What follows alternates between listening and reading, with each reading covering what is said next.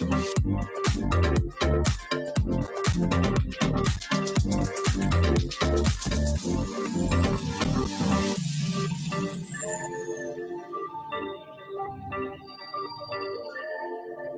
evening, everybody.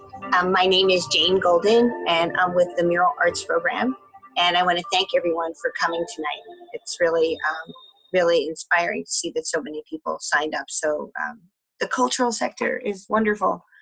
So before, I just have a few words of welcome, but first, I always like to start with gratitude. So I want to thank the Greater Philadelphia Cultural Alliance, Philadelphia Legal Assistance, and the Philadelphia Unemployment Project for doing awesome, wonderful work year-round, all the time, and for contributing to tonight's event. I also want to thank the incredible community murals team of the Mural Arts Program, yay, for coming up with this idea.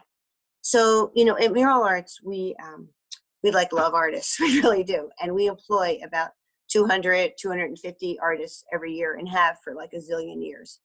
And it's important that we do that and that we keep doing it. And unfortunately, this year has been a horrible year for so many people. And the arts and culture sector is no different. Under good times, it is a fragile ecosystem. And under bad times, one feels as though they're at the precipice. And yet, the sector has continued to go on in creative ways. People contribute. There's been great collaboration, conversations. And at the end of the day, it just reminds me of the grit and resilience, the creativity, the wonder, and the magic that exists in artists throughout the city of Philadelphia. And so we thank you for all you do. And please know that in Mural Arts, since COVID happened, we've just been asking ourselves, how do we do more? So we did the Space Pad project, maybe some of you contributed, so 5,200 space pads, hundreds of artists employed, creating public health messages. We've done mini murals, big murals. All summer long, we were out working. You know, we're still working, and it's December. We started a fellowship program for Black artists that will continue every year. That's our commitment. And you know what? We should never stand still, because if you're standing still, you're going backwards, and we owe it to the sector to do everything we can. So please know that. So tonight's event is part of what we feel is a moral imperative to keep contributing to the ecosystem of the artists in our area. I'm really thankful that Community Murals had this idea.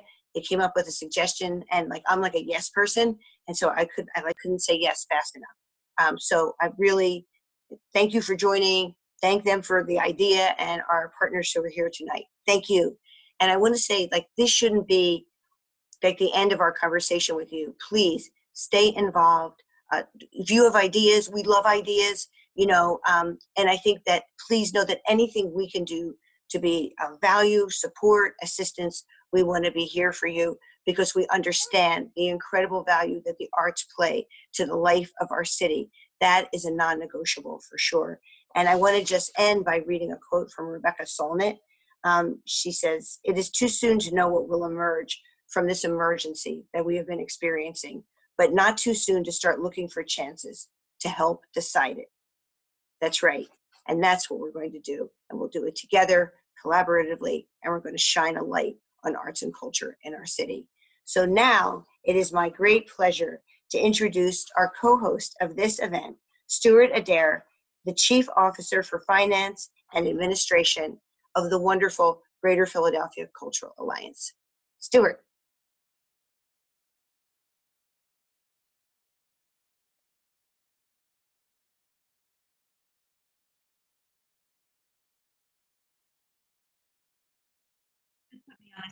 Just that's fine.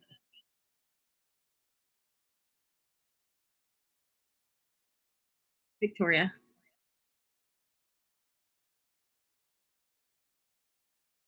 Hello all. I'm clearly not Stuart. Stuart was having a little bit of technical difficulties, so we're just going to jump right into tonight's program.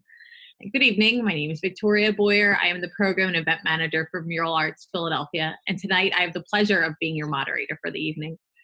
Tonight we'll be hearing presentations by Julia Simon Michelle, Supervisory Attorney of the Unemployment Compensation Unit for Philadelphia Legal Assistance, and Andrew Lee, organizer for the Philadelphia Unemployment Project. Throughout the evening, if you have any questions, please do not hesitate to send those to us through the Q&A box. After both presenters are finished, they will be answering any questions that you may have. And at this time, I would like to turn it over to Julia, Simon, Michelle.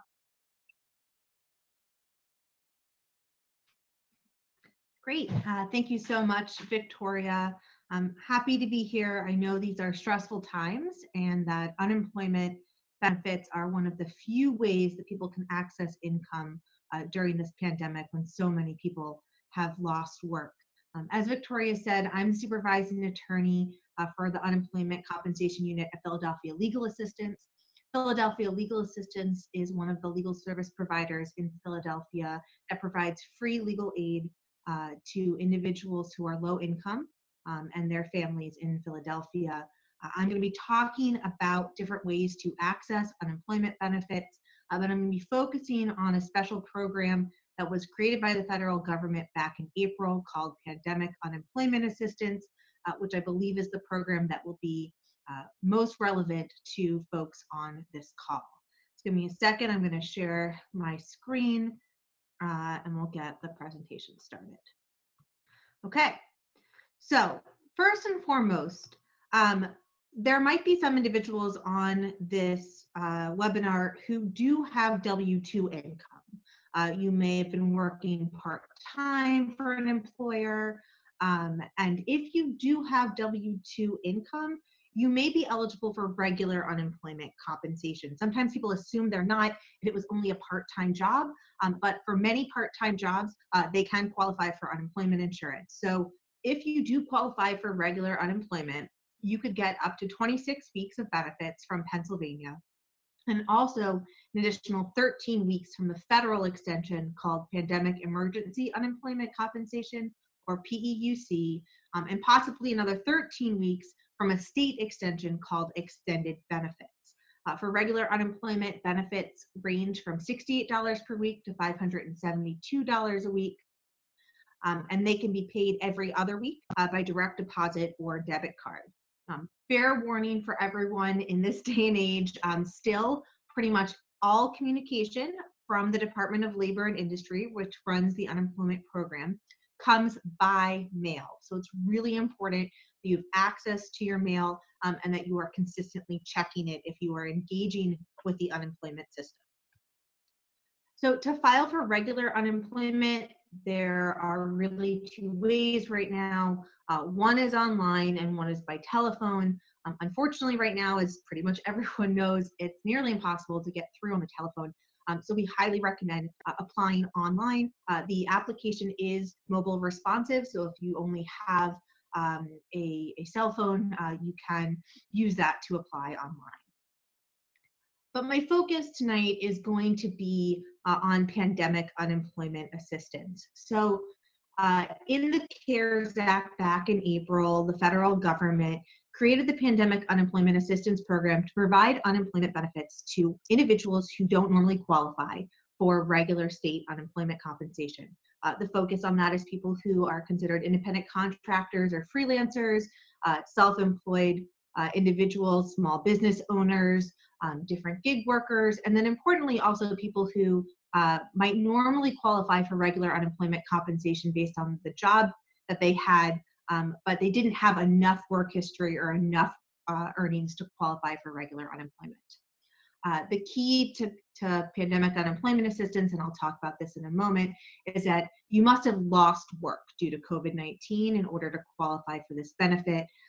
The federal government has been really clear and has really come down hard on needing to prove that in order to get the benefit.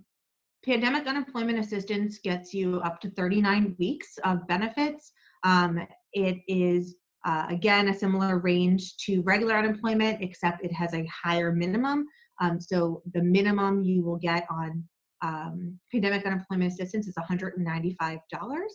And this program includes already the 13-week federal extension. So that 39 weeks is in essence 26 plus 13 to get you to the total. As I'll also mention later, any supplemental benefits that have gone over with this program, you will also get So the extra $600 that folks got over the summer and the extra $300 that they got earlier in the year, if you qualify for benefits for those weeks, you will also get that money. The key here is that PUA, this program, is retroactive. So if you've lost work earlier in the year, but you've not yet filed for this program, you still can, and you can still request benefits for time periods earlier in the year once the program was available. So even if you haven't done it yet, you still can, and we're going to talk about how to do that. So as you could see on the previous slide, the key is that individuals who were found financially ineligible for regular unemployment compensation, or would be because they don't have W-2 wages, are eligible for pandemic unemployment assistance, but you must have lost work due to COVID-19. In essence, what the government is looking at is, did you have some sort of connection to the labor market before COVID hit, right? That you were actively engaged in the labor market. There's a few different things that can qualify you. You could have had a job offer that was rescinded. You could have had to leave the work that you were doing because of COVID-19, or you could just have seen a decrease in work or assignments or gigs due to COVID-19. So there are many different ways that you can qualify, but you have to have been connected to the labor market. Unfortunately, just looking for work is not enough to qualify people. However, if you're self-employed, there are ways to prove that you're connected to the labor market. That doesn't necessarily mean you got paid anything prior to March, because as we all know, especially if you're in the business of producing things, you may not have sold anything during that time, but it doesn't mean that you weren't actually working. Once you're through the application, you will, just like for regular unemployment, be required to report your weekly income throughout the time that you're filing for benefits. There's been a lot of talk right now for anyone on the call. PUA technically ends on December 26th. That means that people cannot qualify for benefits and receive benefits for any week after that. So in essence, you can't file and say, I'm unemployed for this week in January and receive benefits for it. But what it doesn't mean is that you can no longer file for previous benefits. So you can still file and receive money for weeks prior to December 26th. You're not going to be cut off from being able to do that once the program deadline hits. Now, we are all waiting at the edge of our seats to see if Congress extends this program. If that happens, Philadelphia Legal Assistance will put out materials as soon as something is passed, explaining how that's going to impact people. And I'll explain how you can follow us and find that information at the end of my presentation. So when you go on to the PUA application, just wanting to point out that you will be asked a few things. The first is that you'll be asked, and we'll talk about this more in a minute, to estimate your quarterly earnings from 2019 if you are saying that you were self-employed. If you are self-employed or an independent contractor, then they're looking at your net income, and they're going to want you to put that all in by quarters. And we're talking regular quarters, March, which is January through March, right? April through June, and so on, which I have learned recently is different than the IRS quarters for reporting income and paying taxes. So again, it's the regular 4 quarters of the year. Importantly, you're going to have to identify why you are unemployed due to COVID-19. Like I said, for the vast majority of artists, I'm guessing that you're going to fall under, you'll see reduction in work as a freelancer, right? That is the qualifying reason under the CARES Act for the vast majority of people. But of course, if any of the others apply to you, that may be your reason for filing. So you can apply for PUA online. You will need to set up a username and password. It's really important that you write it down somewhere safe. Unfortunately, there is a reset protocol, but a lot of people have had trouble with it. So please try to remember your username and password. If you go to set up a username and password, and the system says there's already an account set up with your Social Security number, please contact Philadelphia Legal Assistance. Unfortunately, there has been a lot of fraud in this program, and some people are discovering that a fraudulent account was set up in their name. So if that happens to you, please contact us and we can help you navigate that and fix it. Importantly, because this system is new and people have been a little nervous about trying to apply for it, people have been taken advantage of by others offering to file for them if you pay them. Please don't pay anyone else to file for you. You can get free help and advice from the Philadelphia Unemployment Project, from Community Legal Services, and from us at Philadelphia Legal Assistance. Also, do not give your social security number or personal information to a family member, friend, or acquaintance to have them file for you. As much as I want us to be able to trust everyone in our lives, we've had a lot of people who have done that, only to have that person take the money for themselves and lock you out of the account. If that happens, the government can't do anything to protect you because you voluntarily gave your information to someone else. So we're really trying to warn people that that is not the way to go. If you're nervous or can't do this on your own, please come to one of the free organizations that can help you right now. So quickly, who cannot get PUA? Unfortunately, undocumented individuals are not eligible for unemployment programs. If you have documentation and are eligible to work in the United States, you have work authorization, you are eligible for benefits. You will be asked to provide documentation of your work authorization. If you've been given the ability to telework or were offered remote work and refused that, then unfortunately you won't be eligible for PUA. The application will ask you about that.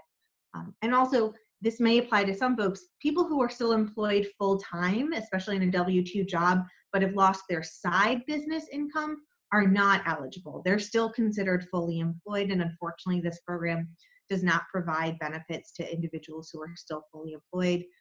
Similarly, you can't collect regular unemployment for a W-2 job and PUA for a side gig or a side business.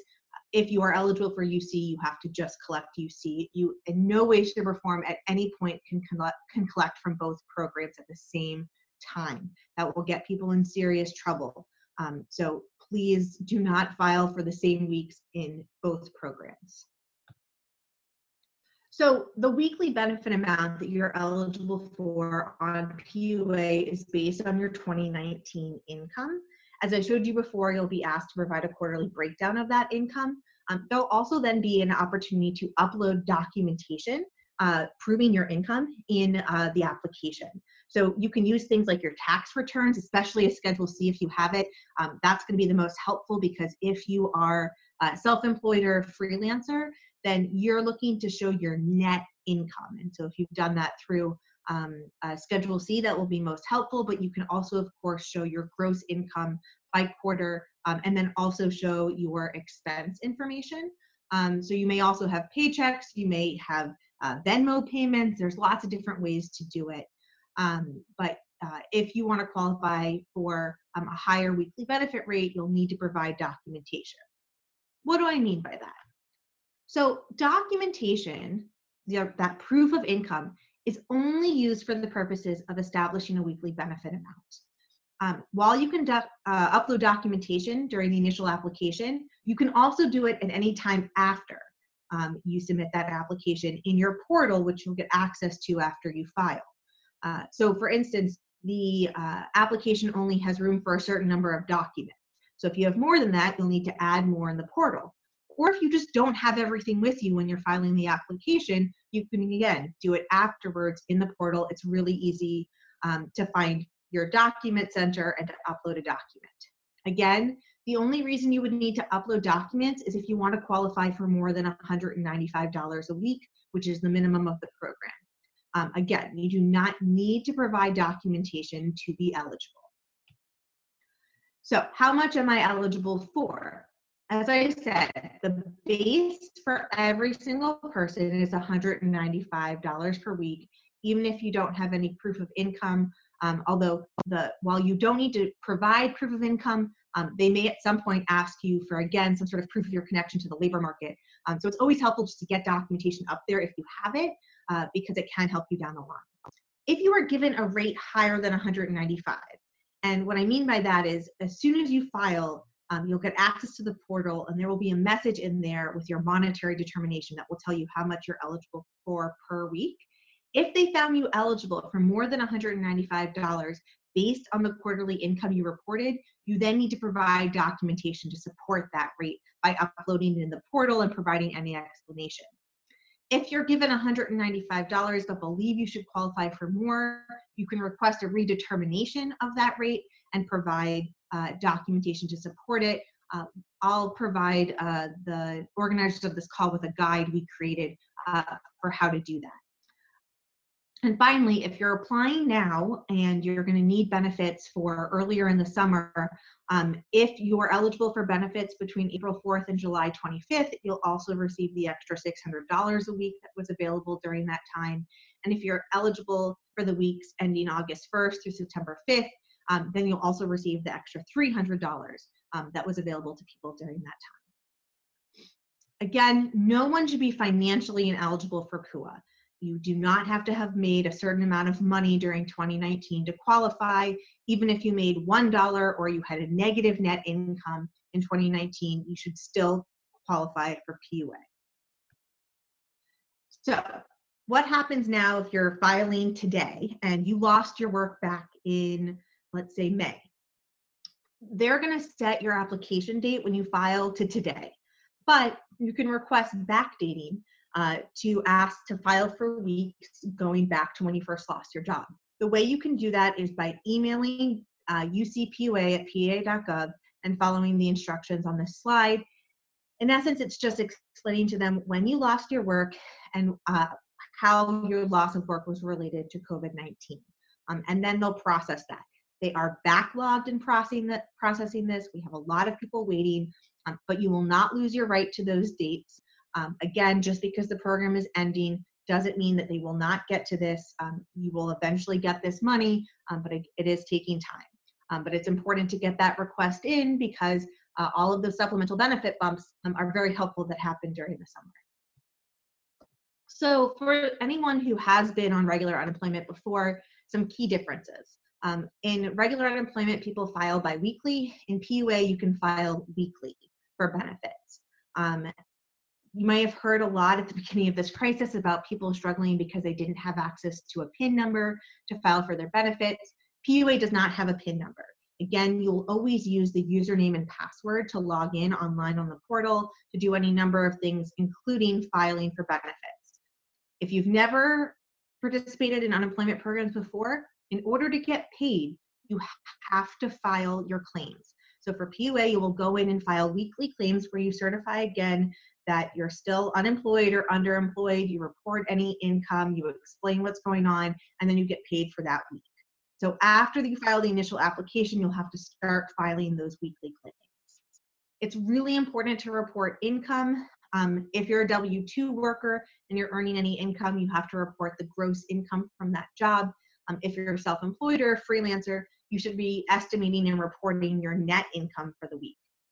Again, you report income in the week that you earn it, not necessarily that it's paid. So if you're getting paid now for work that you did back in 2019, you don't have to report that. But if you're doing work this week and you're not going to get paid for another 2 weeks, you need to report that this week.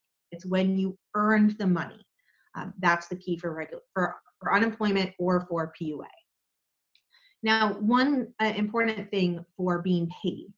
In regular unemployment, claimants can get paid either through direct deposit or by a debit card. Right now in PUA, it's only by debit card. So even if the system lets you sign up for direct deposit, you'll only get paid by debit card. So you have to wait until that debit card from US Bank, it's called a Relia card, comes in the mail to you. So I'm not going to spend too much time on this slide because we're going to send this around. But again, it's really important to report earnings, especially if it's W-2 earnings, because those will eventually get reported by the employer. You can earn money and still collect unemployment benefits. There's an offset depending on how much you earned. It's related to something called your partial benefit credit. Again, I'm not going to go into much detail, but we have graphics like this on our Facebook page and website, and we'll send around that can help explain how that works for everyone. So what if you have already applied for PUA, but your benefits have not been paid, which unfortunately was a ton of people during this pandemic. So first, if you see on your claim summary something called IP special investigation as an issue, that means that you need to confirm your identity. You may have already taken steps to do that. You may have uploaded documents. You may have sent them emails. However, there is a new process for confirming your identity, and in order to clear that issue and get paid, you must follow it. And that is using something called IDME. So there should be a message in your message center for PUA that provides you with instructions for how to complete IDME. It involves going to a separate website and uploading either a piece of documentation or answering some questions like you do to get a credit report. And if for some reason none of that works, you can speak to a live person. But you have to follow the instructions for IDME. We have a video on our Facebook page for how to do that that I'll also send around. If you've been filing for benefits and haven't received payments and you don't have that IP special investigation issue, I recommend contacting the Philadelphia Unemployment Project, Community Legal Services, Philadelphia Legal Assistance, or your local state rep for help. I'm going to stress that you should only go to one of these entities for help, because if multiple different entities try to contact the government on your behalf, it will cause problems with your claim. So just go to one for help. Please don't contact and open cases with everyone because that will cause more trouble. But all of these organizations can help you figure out what's going on with your benefits and try to make sure that your payments get released if you're eligible. So finally, as I mentioned earlier, the bad news right now is that this benefit does end on December 26th. So unfortunately, there is no additional extension that people can apply for. There's been some misinformation going around that somebody on PUA can apply for PEUC, which is the 13-week federal extension. That's not true. That's already included in the 39 weeks. Unfortunately, also the government sent around a very confusing notice to some people saying that they're going to exhaust their benefits and they can file again after December 26th, but that's not true. Again, the program unfortunately ends on December 26th. But again, you do not lose your rights to benefits after that if you have filed for and are waiting for benefits for weeks prior to December 26th. If you are a W-2 worker and you filed for unemployment earlier in the summer and you were found not eligible for regular unemployment and then you got onto PUA, it may be worth filing again for regular unemployment once PUA ends because they look at different time periods now of your wage history than they did earlier in the year. And so you could be eligible now for regular unemployment. So it's worth trying that both in December, and if you're denied in December, again in January, because there will be another shift in what time period they are looking at. Again, we are hoping that there is some movement in Congress to extend the program, and we'll provide information about that as soon as we have it. So with that, as I mentioned, you can come to our organization for assistance if you're in Philadelphia and you need help with unemployment issues. You can also visit our website for more information, and I highly recommend following us on Facebook. We are constantly putting out graphics and information updates, and I also tend to do Facebook Live events where I give updates about what's going on and do some Q&A. So with that, I'm going to turn it back over, I believe, to Andrew. All right, thank you. So my name's Andrew. I'm an organizer at the Philadelphia Unemployment Project. Despite what our name might suggest, we are not, in fact, the unemployment office. We are a small nonprofit, and what we do is we support and we advocate for folks who are on unemployment and for folks who are having problems with their unemployment benefits. As Julia touched on, there are times where people have issues after they apply for PUA or regular UC, and they need to get in touch with the unemployment office. And this is something that can be very challenging for folks. The phone lines are really underfunded for unemployment. It can be really hard to talk to a live person on the other end. And that's why we're encouraging people to use us as a resource. Our website is philaup.org. We're gonna put some links in the chat. You can go to our website. If you scroll down, there's a section that says, "Are your unemployment payments delayed?" If you're on a mobile browser, you have to scroll a little bit. If you fill out that form with your information, if you're having issues with your PUA or unemployment, if you haven't gotten a response, if you think you're being underpaid, if you think that there was some error that needs to be corrected, you can fill out that form. We have a back channel to the State Department of Labor, and we can send your information to them once a week, every week, until it's resolved. So that's the first thing that we can offer folks is if you're having issues with your PUA or your unemployment claim and you need to get in touch with the state about an error that they may have made, please use us as a resource so that you can actually communicate what that problem was to the folks running unemployment. So that's the first big thing. The second thing, from our perspective at the Philadelphia Unemployment Project, is we have helped a lot of people with these issues, and we've come to see that these are not just people's individual issues, right? The problems with unemployment aren't that each and every person is making mistakes. There are structural problems with unemployment. I mean, a big one, of course, is that this program is ending at the end of this month.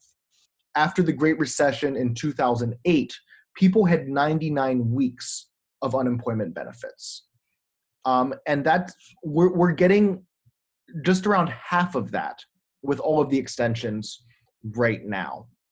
So we're in the situation now, we're here in Philadelphia at the end of this month, at the end of December.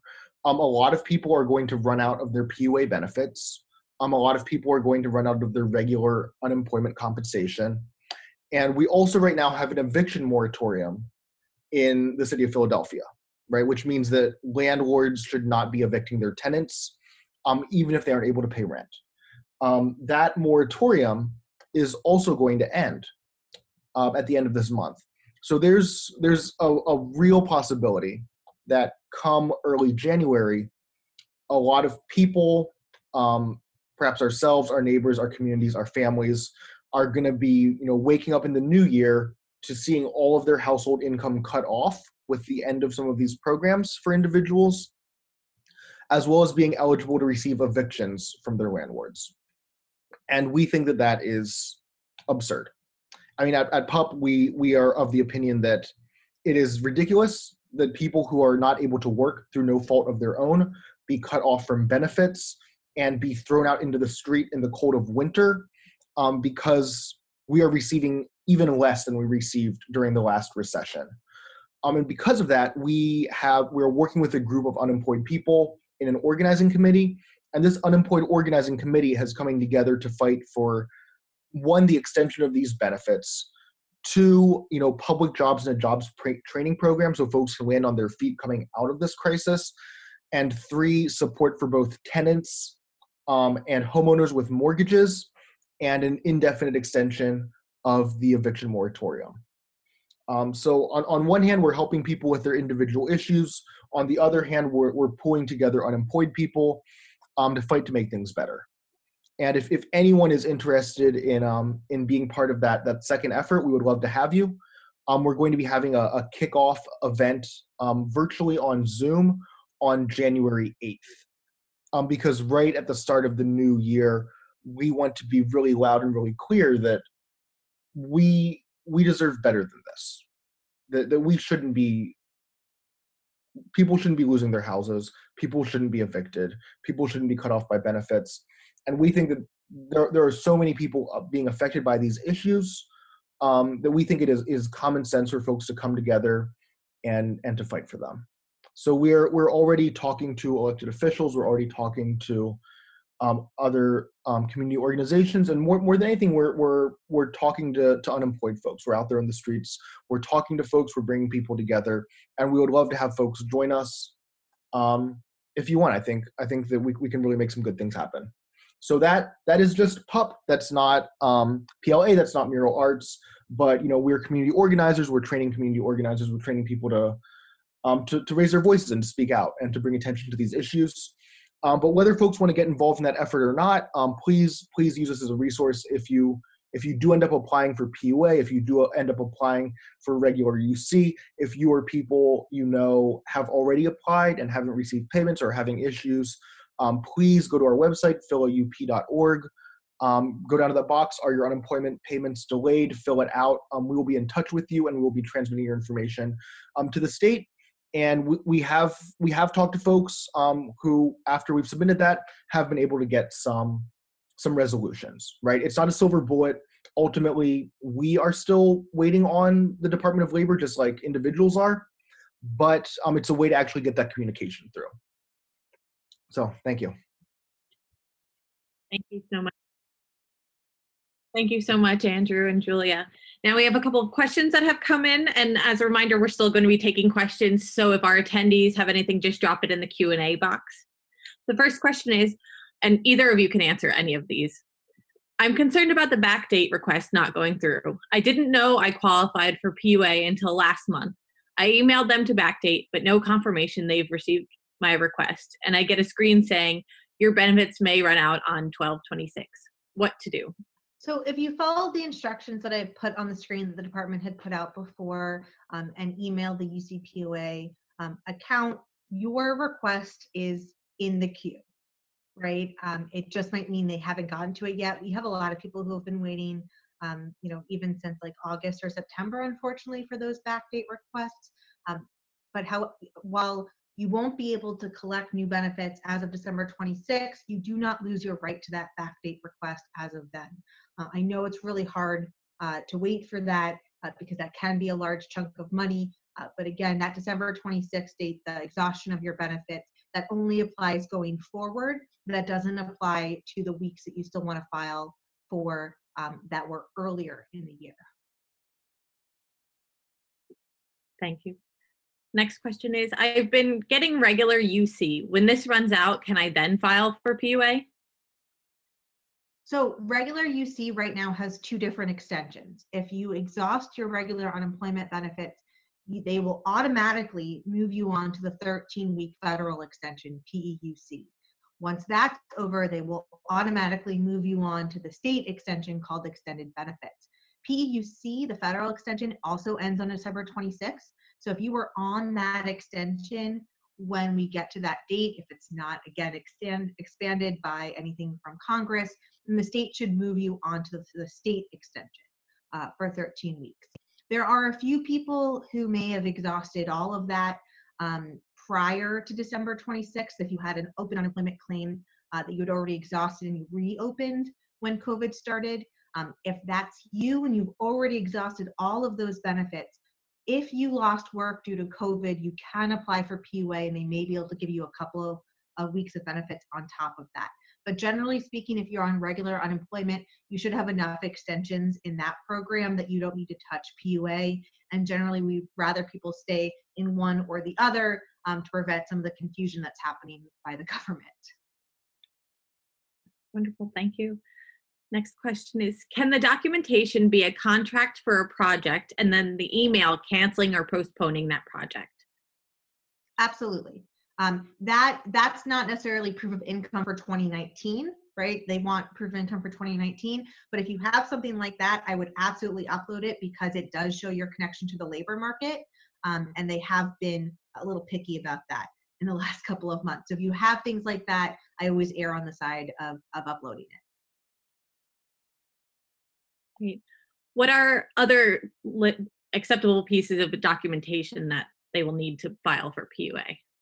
Yeah, so again, you only need documentation of your income if you think you qualify for higher than $195 per week, which generally speaking means that you earned more than $20,000 a year in net income in 2019. So if you didn't earn more than $20,000 in net income in 2019, then you're going to get $195, the base rate, and you don't need to provide any proof of income. Although if you have a 1099 or anything, you can upload it to again show your connection to the labor market. So 1099s have been a favorite of people, but like I said, if you want to give them a Venmo history, a contract, any sort of agreement, a pay stub, anything that shows proof of pay, you can do that. We also have a lot of cash workers out there though. And so if you're a cash worker, again, unless you would really have to show that you earned more than $20,000 to get higher than the $195. But if you don't have any proof of income, that's also okay. right? Again, this program is built on the idea that people are self-certifying, and that in a pandemic, people may not have access to the documentation that they need. So again, you're not required to do that, but they may ask you at some point for some sort of proof of your connection to the labor market that's separate from how much you qualify for each week. Thank you. If your income came from selling paintings, a little bit of Airbnb, and a little bit of teaching art at an art center, should you only apply as an independent contractor? So one thing about regular unemployment and PUA is that it's about all of your work, right? So you're not applying for one particular job or as one particular thing. They're looking at everything. So if that's you, then you may have lost jobs for multiple different reasons, but you only have to qualify for one, for PUA. So I would say you should when you file, report income for all of them, right? If you got paid in 2019, because again, if it gets above that number, you could be eligible for a higher rate. But as long as you lost one of those jobs for one of those qualifying reasons that I showed on that list, then you're eligible for PUA. Thank you. Does getting an SBA loan void eligibility for getting PUA? So these are issues people have to talk to with their accountant. It depends on the loan, right? So people who receive like PPP, generally that was meant to replace income, like replace like payroll for folks. And so if you got PPP, then you probably shouldn't, then you should either report the amount you got per week from that program, because it did break down per week, or you can choose just not to file for those weeks. You can decline them. There were some other loans, but it depends. If it's meant to be a form of income replacement, right, then it's something you have to report in the week that you received it for those loans. So for some of these other loans, people receive it all at once. It's not spread out over a number of weeks, or it's not intended to be spread out over a number of weeks. So you can report that during the 1 week. But generally speaking, if you're getting into that level of specificity, depending on the amount provided by SBA, I would talk to somebody who does accounting, because there are some issues in that, or come for individual legal advice on your situation. Thank you. Can someone at some point discuss the more fine points of ReliaCard penalties regarding transfers to bank account, etc., if and when there are fees on the card, once the card is activated, if there's a time limit to draw on it? So unfortunately, I don't know those fees inside and out, but they are all listed, I believe, on the website for US Bank. I don't think that there is a time on in which you have to spend the money. There is generally an expiration date on these cards, just like anything else. But besides that, there's not a time limit. I will say there have been a lot of issues with ReliaCard and people's cards being deactivated or other things like that.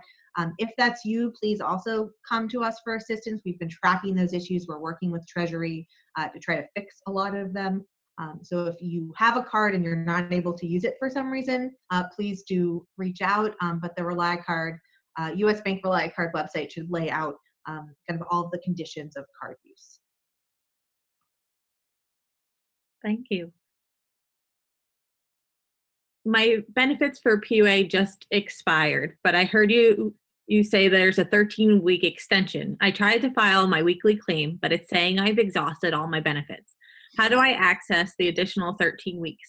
Even if it stops on 12/26, I could still use the income for the next 2 weeks. So unfortunately, as I was trying to clarify, the 13-week extension is for regular unemployment. It's already built into PUA. That's how people got 39 weeks to begin with, because the federal extension was built in. So unfortunately, you get 39 weeks, and that's it right now, unless there is another extension that's passed by the federal government. They're in talks down in DC right now. As Andrew said, there's ways to get involved in that. The other key is that for folks who have reported part-time work while collecting PUA, the federal government, the Federal Department of Labor, has come down very hard and has said, even if you only got, let's say, $10 in a given week, that still counts as one of your 39 weeks for PUA. There are some folks who have reached 39 weeks, but still see money left in their account or think they should still be able to get money. And the federal government is currently telling us you can't have that money. You get 39 weeks and that's it, no matter how much you collected during each week, which is different from how regular unemployment programs typically work.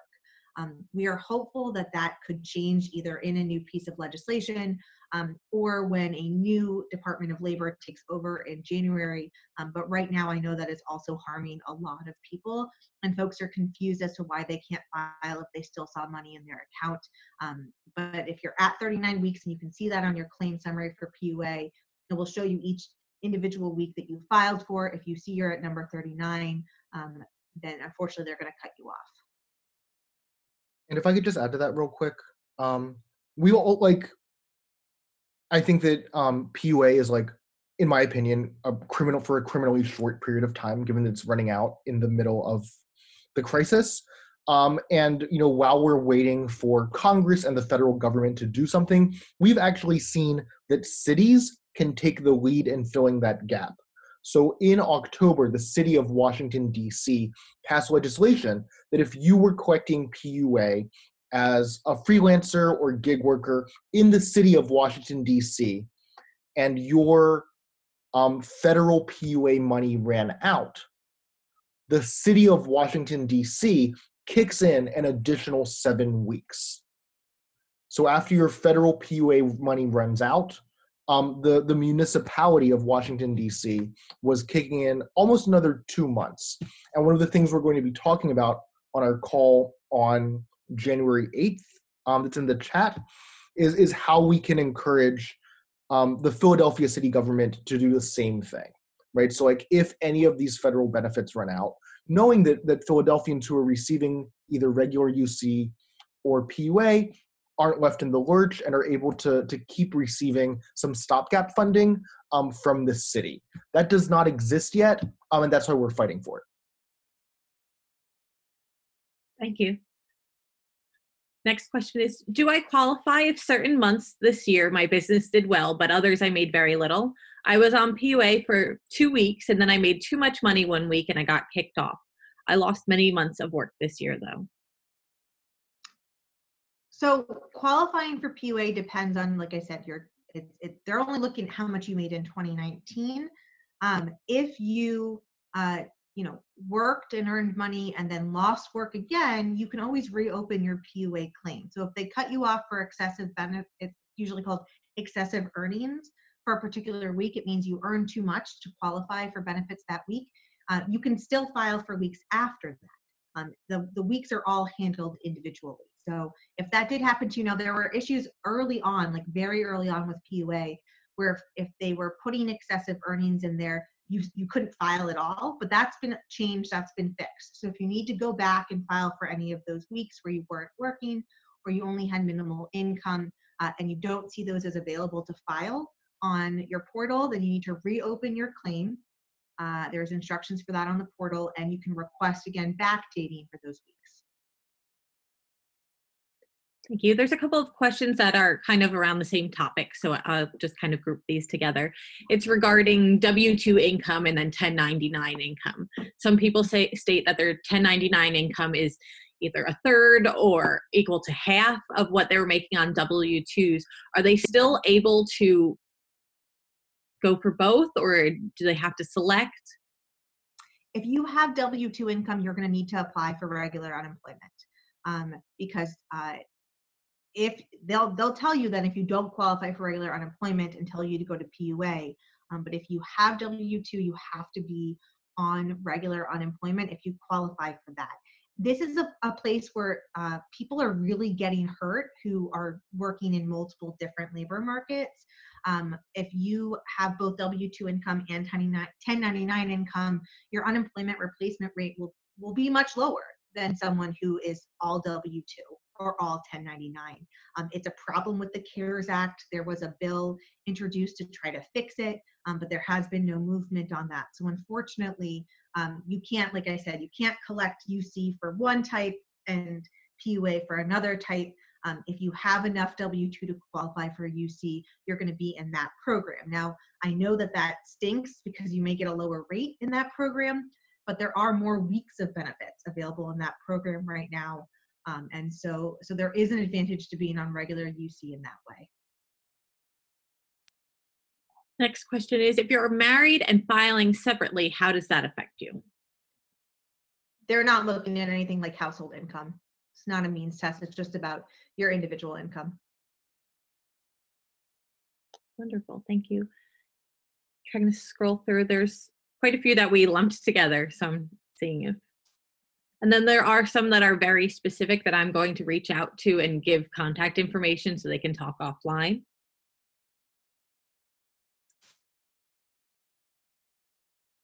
I think majority of these have been answered in that. And if not, I will be reaching out to them with the contact information. Of course. And like I said, we'll, Victoria, I'll send you and James and Corinne the information that we have, that if you want to distribute to folks, you can. And again, recommend following us, following PUP on social media, as well as the Department of Labor and Industry, because they post updates about what's happening with claims on their Facebook page as well. One last question I'll throw in there. And then I do want to remind everyone that, actually, this one will take precedent. I do want to remind everyone, if you have been registered through Eventbrite, I will be sending out a detailed email with the presentation, with all the contact information, and the recording of this event too. And if you are watching us on Facebook and didn't have the opportunity to register, you can email me at Victoria.Boyer, Boyer, @muralarts.org. Question is, will the backdate request need to have been processed before the 26th in order for us to receive the $600 in the future? No. You don't lose your right to any of that once December 26th hit. They still have to do it. The program's still active. It's for weeks earlier. You should be fine. Thank you. And one more question regarding contracts and cancellation of events in 2020. My contract was COVID canceled in September 2020. Can I use that contract in the cancellation letter to file, or is there still the requirement to show the 2019 income? So again, you don't have to show 2019 income. If you don't have 2019 income, then you're going to get the base rate of $195. Okay, that's all that means. The canceled contract is very helpful to show that you had that somebody rescinded, in essence, a job offer, right? That's what qualifies you for PUA. So if you were working until September and then the contract was rescinded in September, then you would apply for PUA. You would say that you had an offer rescinded. I would recommend uploading those documents and then requesting backdating to September. But it doesn't have any impact on the 2019 income question. Thank you.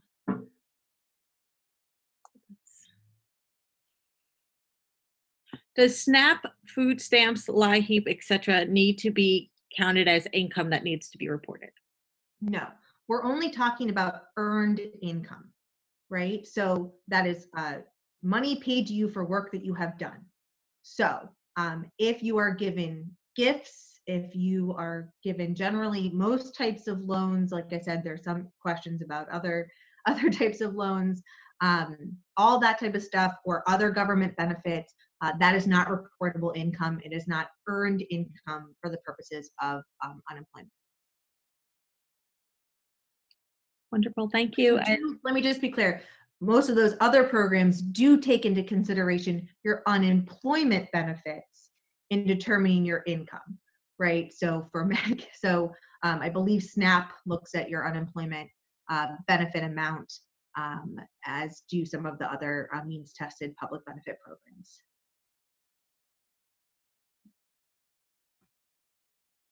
Let me also just say, for those of you who are running out of benefits, if there is not an extension, I recommend contacting Benephilly. You can Google them and find a hotline number for them on the internet. they can screen you to see, especially now that your unemployment benefits have ended, if you qualify for any other type of benefits. They can do that screening and then help get you started on applications. Wonderful. Thank you very much. For those of you with a little bit more detailed questions, I'm reaching out to you so you can email me directly and I can put you in contact with people to talk through it. Okay. I do not have anything more on my end. So then thank you, Julia. Thank you, Andrew, so much for your assistance tonight for this event. It's so important during these times. This can be very confusing, and with everything else that we're dealing with, it's really nice to have a little bit of clarity. I'd also like to thank Philadelphia Legal Assistance, James Jackson and Philadelphia Unemployment Project, Stuart Adair and the Greater Philadelphia Cultural Alliance, Corinne Wilson and the Mural Arts Philadelphia Community Murals team for putting this together. And one more time, just so you know, those of you who have registered for this event will be getting an email with resources and contact information within the next few days from me. And those of you on Facebook, if you'd like to receive that email with the information, please send me an email at Victoria.Boyer, BOYER, @muralarts.org. Thank you so much and have a wonderful evening and a safe and happy holiday season.